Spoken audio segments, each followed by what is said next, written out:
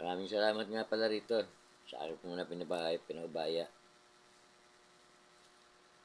Alam ko, mga anak nito nag-champion sa ibang club. Sana nakakuha ka nga ng award. Ngayon, nagsawa ka na. Akala mo, babaog na. Hindi pa nababaog.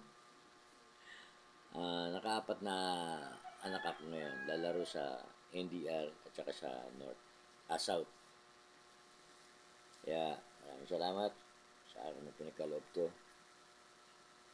Hindi ka mabibigo. Pag kumana, meron ka rin. Di ba, idol? Ngayon, yung ano nito,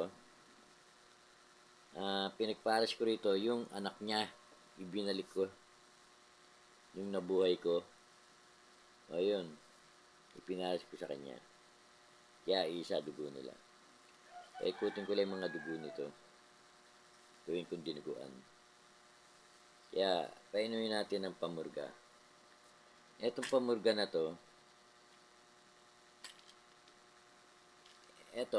pamurga na to, napakamahal nga lang to eh. Nabili ko na sa 500. Pag nagpurga tayo eh, sa bunga nga lumalabas eh, di ba? Bukod to, sa ebak naman niya lumalabas, mga bulate. Mga bulate nila, lalabas niya pag umebak sila. O, doon mo makikita. Lahat ng mga inebak nila, pinicturean ko dahil bulate. Akala malusog nga sila, malusog. Pero may bulate. Ito ngayon, pupulgayin ko yun siya. Ipaparis ko siya dun sa sa kapatid ng OLR ng Alegre.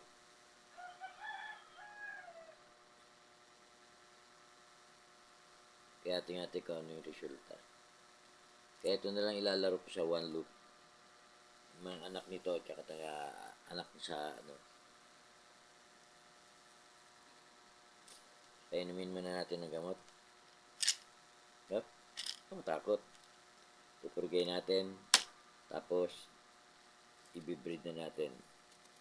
Papares natin dun sa taga Quezon. Yung anak niya, ipinares ko sa kanya yon. May dalawa na. Binaktas ko ulit. Tapos, papares ko naman doon sa anak na one loop race na sa akin. 4 yon binigay sa akin. Isa nilaro ko sa OLR. Kaya, pupurgayin, ito, napainom ko na. Deworm mo nga natin. Ngayon, yung isa naman pares niya, yung anak ng OLR, i-deworm natin ngayon. Okay? Babalik natin ngayon sa sa kanyang tahanan. Abangan nyo sa sunod na video natin. Yung asawa naman nito, yung pares niya. See you next video.